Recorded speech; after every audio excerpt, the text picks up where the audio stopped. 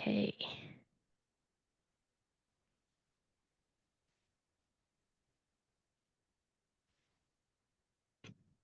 Hello, everyone joining in. Welcome to one of BBD Boom's webinars, and I believe this is the last one of the year, so we have a very, very special guest for you today. Yeah, welcome. I'll let a couple of more people stream in, and then I'll start with introductions. Today's webinar format is going to be slightly different. So we've got Jay, which I'll introduce properly soon, who will be talking to us about email open rates in 2025. I'm really, really excited for this session because I've heard a few of his sessions before and very actionable, very practical. Always got a lot of lots of notes after listening to him. So I think we can get started now, actually. So today we're going to be talking about how to boost email open rates in 2025 because obviously we're ending 2024 now. I am joined today by Jay, but before I introduce you, Jay, I'm just going to do a quick one for myself, just in case no one's met me before. My name is Clorinda. I'm a HubSpot strategist at BBD Boom, and so my job is basically to ensure that my clients are using HubSpot in the best way possible. I love doing that. I've been doing it since 2017. I've been in the ecosystem since 2017 and haven't stopped since. But anyway, joining me today, we have Jay Schradelson. Please let me know if I've read that wrongly. You got it right. That But was good. thank you. So Jay is the president and CEO of Outcome Media, founder of Guru Media Hub and SubjectLine.com, and also the host of the Do This Not That podcast. And honestly, I don't know how you do it. There's so many things that you're working on. But what this means is it makes you the absolute expert in email marketing. And I'm so excited to learn more from you today. I know you're also with these Guru events that you run, they happen annually, and I'm really excited to attend the next one as well. I have attended one 2 years ago, and therefore I'm wearing this hoodie today. Nice, Which I'm very nice. excited to put on. But yes, I know you're also a fan of The Bachelor. I hear you Yeah, talk of about it all the time, course. so I thought I'd just drop that in Yes. as well. Thank you. Yes. But yeah, is there anything else that you'd like to say to introduce yourself No, as well, I'm Jay? excited to be here. I mean, things are always changing in the world of email marketing. When I share it all, I will share my reality TV picks because UK Love is Blind is better than the US version. And excited to hang out with everybody. Cool. Thank you, Jay. Right, so shortly I will be handing over the presentation to Jay. But just quickly, I just wanted to do a quick introduction of BBD Boom. So if you've never heard of us before, you probably have, but if you haven't, we are a UK-based HubSpot elite partner agency, and our job is to make sure that our clients and the businesses that we work with, can HubSpot better. I was just having a conversation with Jay about this, and we are exclusive HubSpot work. Like that's pretty much all we do, and we're really good at doing it. So I'm not going to read this whole slide to you because that would be super boring. But yeah, that's who we are. That's all I have to say about it. And so without further ado, I'm going to hand it over to you, Jay, to take us Okay. through email marketing. So I'm going to stop sharing my screen now and hand it over. All right, here we go. Let's see. I'm going to share my screen. Do. Let's see. All right. Can everybody, you can see that just fine? I can see it. Yes. Okay, cool. So I talk really fast. I apologize. We'll make sure to get you all, I guess, the recording and all that other stuff. Enough about who I am. I just really want to share where my data comes from. So my agency, Outcome Media, we send out about 6 billion emails a year for our clients, both business and consumer. And then we have a research group where we bring all that data together because nothing's worse to me than when you go to a session of any kind and information from a year ago, 2 years ago, 3 years ago, that doesn't help you. So what I'm going to share with you now is real-time data from real campaigns from our research group.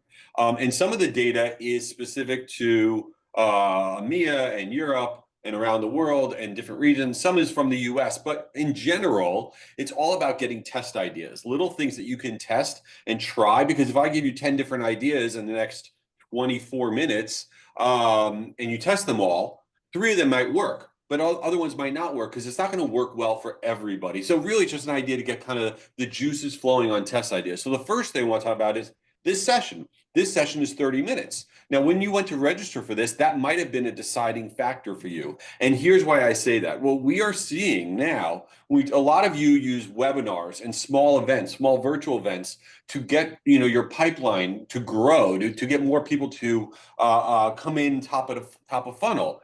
What we have found is when you're promoting things as 30 minutes or less, we are seeing that have a huge impact now on registration rates. So before, let's say you to promote a webinar. Let's say you would say, oh, it's an hour-long webinar, or you would show the time. The webinar is from 3 to 4. That crushes performance in a bad way. Now what we're seeing, because nobody has time for anything, which is why this session is only 30 minutes, we're seeing when you actually intentionally tell people that your webinar is going to be 30 minutes, you put in the subject line, you put in the headline of your email. When you do that, rates go up significantly. As you see here in EMEA specifically, they go up a lot. So if you haven't tested kind of being intentional about sharing with people how short your event is, it's a great way to get a boost in your performance. So speaking of webinars, and again, I know how fast I talk. This is actually me talking slow, so I'm sorry. I'm a disaster. There's nothing I can do about it. All right, speaking of webinars though, it's very, very hard to get people to register for a webinar. Why? Because the word webinar really just means boring, right? You don't get excited about a webinar. Yes, I'm going to a webinar today. Nobody feels that way. It feels like a boat anchor. It feels like something on your calendar that you don't want to do. And it's also almost impossible to create FOMO, that fear of missing out with a webinar, because you just don't feel that way. Right. So what we have seen, there's a big new trend, a big new tactic that is working really, really well for marketers, which is this idea of trying to create urgency with this concept of speed to registration. Okay. So for example, these two tactics work great. And you could see the performance here in terms of registration rate increase broken out by region. If you do things like this, the first 100 to register get the pitfall to avoid sheet. What you're calling out is the first 100 people to register are going to get this extra piece of content, right? Or you could say, and this is what you say in your subject line, in your headline, on your landing pages, only the first 100 to register get on-demand access. Why is that important? Because that's what we all want now, right? We want on-demand access because we're not going to really want to attend live. Now, you're probably saying to yourself, well, I don't want to do that. I want to give everybody on-demand access. So here's what you do. Let's say your average webinar gets 50 registrants. You double that number, right? You say only for the first 100. Nobody out there knows how many people register for your webinar. If you say only for the first 100, then literally everybody that registers is going to get the thing, but you're actually able to create that urgency. Now, you may be sitting there saying, well, this is like a gimmick. This is not really what I'm all about. That's marketing. The reason that some people have performance and some people don't is that the littlest things in marketing can have an impact on your performance. And right now, these are the game changers that are really causing that type of performance. So another thing that we're seeing, Netflix always sends out things that are leaving the platform. Hopefully you weren't disappointed that Sausage Party was leaving the platform, but they're always sending out these emails. Why does that matter? Who cares, right? So here's the thing. We are always putting out content, right? Download this, download this, download this, the guides, infographics, whatever, right? But the problem is, unlike Netflix, Netflix is constantly taking stuff off of their platform, because what happens when Sausage Party is leaving the platform? The week that they announce that Sausage Party is leaving, everybody goes and watches it, even though it's been there forever. And even though it's probably going to come back later on, they watch it because they don't want to not have the opportunity to get it. Why does that matter with your content, the way you're promoting and emailing about it? You need to create FOMO with your content. The problem that we have is we have a guide that we want to promote. We send it out. Please download the guide. Please download the guide. And then it sits on our resources tab forever. What you want to think about testing in 2025, which we see as a big new trend that's working really, really well, is having your content expire. Okay, meaning like, yeah, maybe your guide is not like a thing of milk that's going to go bad, but you can create this urgency around your content. You can have your content expire. So if you have a top tips guide and you make it available only for 90 days, and then as it gets closer to the end of that 90 days, you start to do a campaign that says, our tips guide's going away in a week. It's going away in 3 days. Today's the last day of the tips guide. And then you take it off your resources page. And then you can bring it back in 3 months and do it all over again. Content offers promoted as expiring in a 30-day period have a 145% higher consumption rate in the first 30 days than non-expiring content offers. We need to get off this train that everything just stays on our resources tab forever, because then nobody wants to download it. We need to do what Netflix does. That's what works, right? So when you do promotions like this in your subject line, your headline, last chance, this HR guy disappears in 3 days. Final call, HR pros are grabbing this before it's gone. Time's up. Get your HR guy before it's pulled. You want to create that moment, that excitement, right? You don't want it to just be, oh, it's going to be there forever, and then nobody is going to want to consume it. And you'll see a million examples in this deck that will get you that this is exactly what marketers are doing. They're trying to create urgency around their content because we're inundated with garbage and we just don't care. We need to make people care. Right. Another thing that's really changed quite a bit is this idea of the difference between weekends and weekdays. You probably don't have the State Farm insurance guy in London and England, but this guy's all over our TVs and every commercial. But on the weekends, he's hanging out with Drake and he's doing his thing. Because on the weekends, we wear a different hat. We're doing different things. It's Friday afternoon for you right now. And you're like, this guy, Jay, is so annoying. He talks so fast. I need my day to be over. I want it to be my weekend. I get that vibe. Okay, but here's what's really interesting, especially for all of us. How often does it would be amazing. Does anybody here not check their email on the weekends? I check my email like every hour on the weekends, my work email. And if you don't check your email on the weekends, I salute you. You're an amazing human being, but that's not how it works anymore. Okay, Email Insider came out with this and said, there's been a 23% surge in weekend web traffic from CEOs, CFOs, CIOs, CMOs, and VPs of sales. Okay, what is this whole thing about that they were talking about? They're talking about the fact that B2B leaders are not only checking their email, they're in it. Sadly, they're working.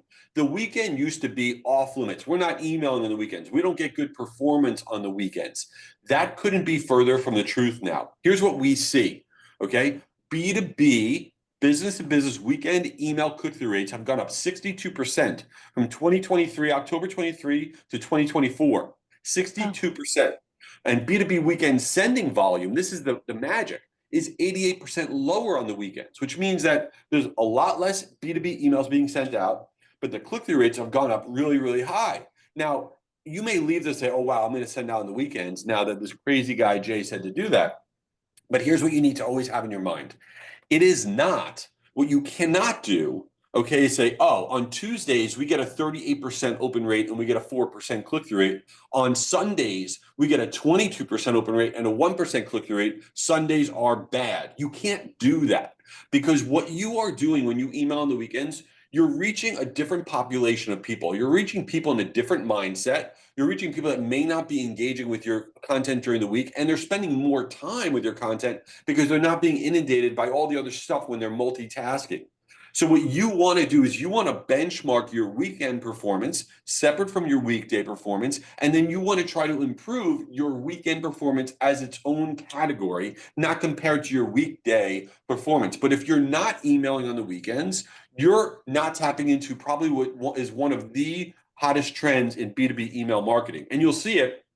Here's one about a dermatology conference if you're targeting healthcare professionals. My wife's a dermatologist, so I get to see all of her emails. She also told me I need Botox. I'm not kidding. She said that to me this morning. She said I'm an embarrassment with the wrinkles in my forehead. Oh, well, what am I going to do? Anyway, but B2B email marketing, you will see it, right? You will see all these major senders, associations, software providers, you name it. They're all emailing on the weekends, and it is not by accident at all, right? Look at Grammarly. I need Grammarly. I have the worst grammar in the world. I also make the ugliest slide decks in the world, but 13% of their emails are sent on Sundays, right? How about SaaStr? All they're doing is going to the SaaS audience, right? They're the big conference that all only for software as a service companies. 20% of their emails are sent on Saturday, okay? Right? Saturday and Sunday, right? They're sending now 36% of their emails are on the weekends. That's SaaStr. All right, let's get into other stuff. I know I'm talking fast, but I have way too many slides. We're going to try to get through it all. We'll see what happens. Let's talk about the type of content you're sending out. If you're sending out an infographic, that's amazing, except you're living in 1997, and that's weird. Nobody really uses infographics anymore. Nobody knows what to do with them, right? So we're constantly looking at what are the content types in the business to business world that are doing really well in the last 60 days. These are the content types year over year. What is their consumption rate, their download rate, their sign up rate year over year? Which types of content are doing the best and which ones are not? So the ones that are doing horrible, our infographics are down, white papers are down. I don't even understand how to read a white paper. I don't remember the last time I downloaded one. And ebooks are down in a big way because nobody actually ever reads an ebook. They might download it, but they actually never read it. I've never read a full ebook in my life. I don't think anybody has. But what is Interesting. doing well are things like swipe files. Quizzes on the B2B side are incredible. Cheat sheets, blueprint, calendar. If you're not thinking about the format of the content you're sending out, and you're just like, oh, we have a new guide. We have a new a toolkit. Great. You need to think, should we be calling it a blueprint? Should we be calling it a cheat sheet? What you are calling your content has a massive impact on its consumption rate. And you should be testing this all the time. It's always changing. And these are examples of people that are literally right now pushing these exact content types in the B2B world, and it's working incredibly well. Okay, more chaos. All right. Speaking of names of content, we already talked about webinars are the coolest, right? We love webinars. Webinars are horrendous. And you're at one right now. Irony. Anyway, you got to love these memes. I make a lot of stupid memes, and this is definitely one of them. Here's the other really wild thing. We did a whole big study because the word webinar is such a boat anchor. And I know in the UK, you're like, well, this might not apply here, but it's about testing. It's about testing. If your go-to-market is just promoting and using the word webinar and you haven't tested other ways to call it something else, you're not doing your job. Because when we see the word webinar, we instantly like, oh, I don't want to register. So what we did was we literally took hundreds of webinars, because in my agency, this is what we do. We do a lot of demand generation work for our clients. So we took all these webinars and we split the audience we were marketing to in half for hundreds of them. And we took the exact same topic, content, speakers, format, everything. All we did though was take half the audience and promote it as a webinar, and half the audience and promote it as something else, called something else with the same content. So for example, we did webinar versus live event. Live event, for the exact same content, exact same everything, had a 24% higher registration rate. Digital workshop had a 4% higher registration rate. Webcast did worse. It actually had a 5% lower registration rate. Live panel, 11%.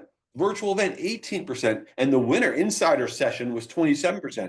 The moral of the story is, if you're not testing the word webinar against something else, you're leaving a variable on the table that could be a determining factor in terms of why people are or are not registering for something. The littlest thing matters, and that's what we get excited about.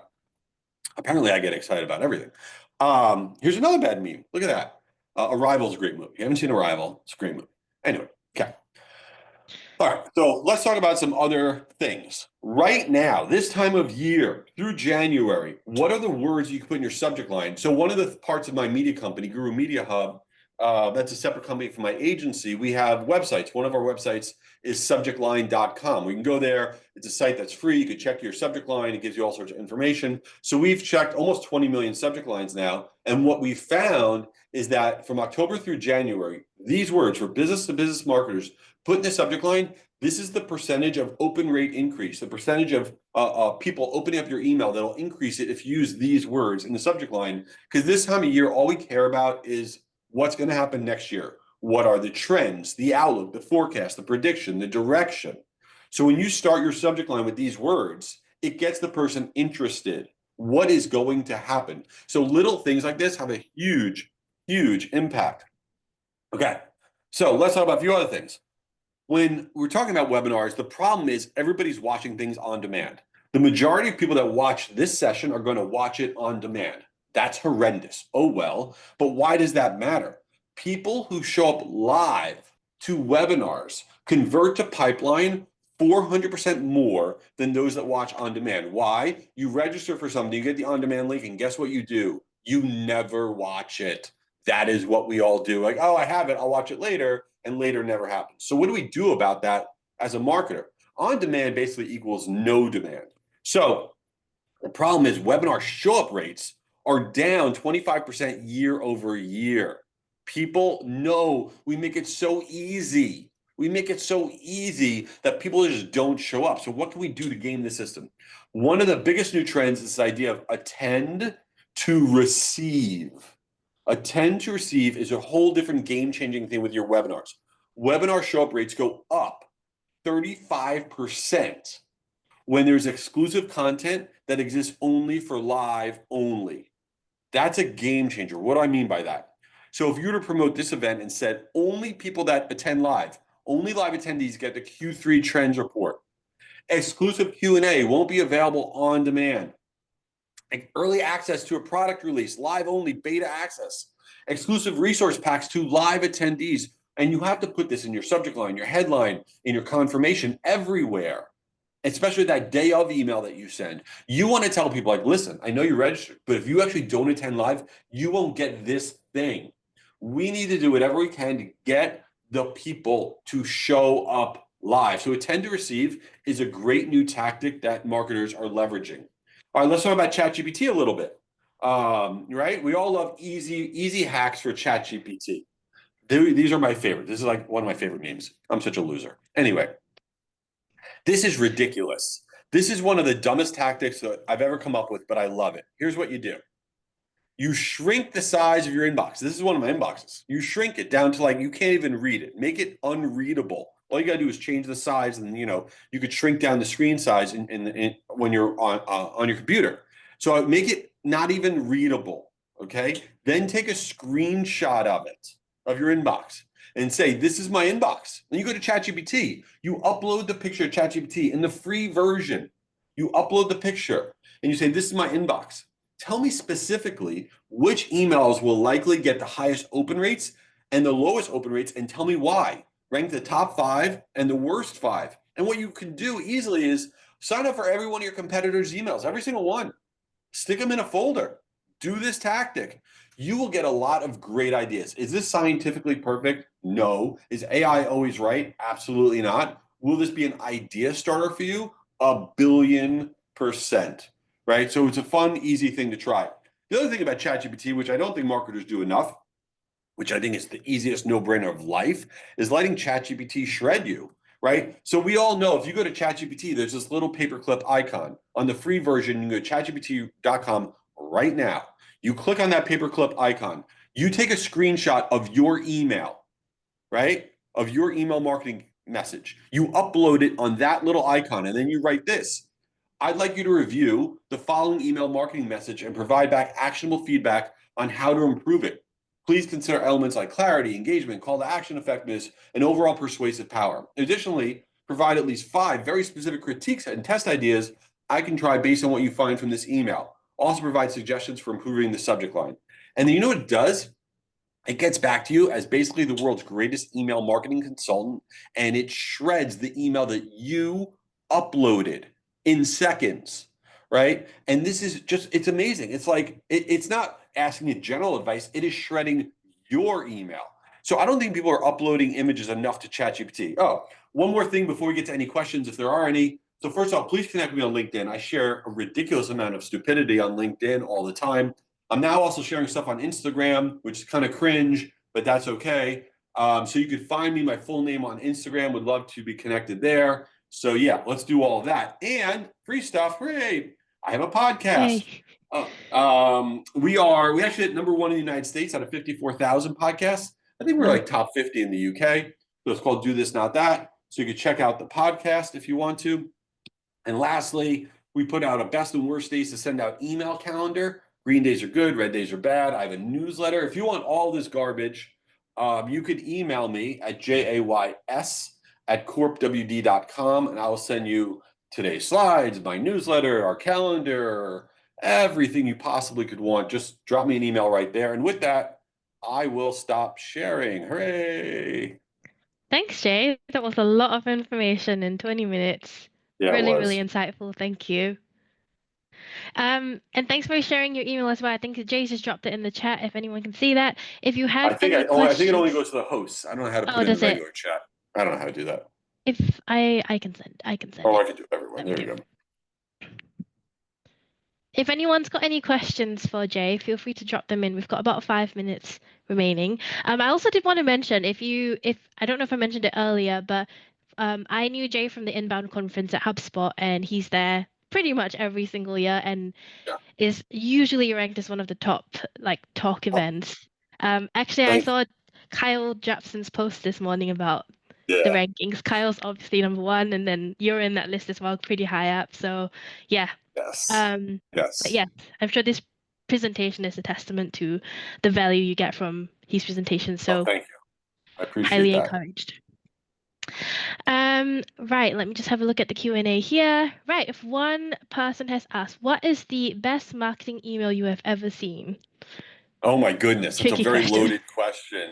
That's a big question. First of all, by the way, I think HubSpot does a really good job, with their emails. It is hard to penetrate. It's hard to get through. As a matter of fact, and this is not a plug for my company, but if you go and you register on subjectline.com, the autoresponder that you get is ridiculous and it kind of stands out a little bit. And I think that's what you really have to try to do is you need to try to stand out because there's so much sameness that's out there that it is very, very hard. Thank you. Second question, could you go over the terms that lead to increased open rates, for example, the trends? Yeah, and it's That changing all throughout the year, right? So in your subject line right now, it's anything that is a look forward, trends, outlook, forecast, prediction, because that's a look forward. But then as you get to the end of January and 2025, if you put 2025 in your subject line right now, it will do great.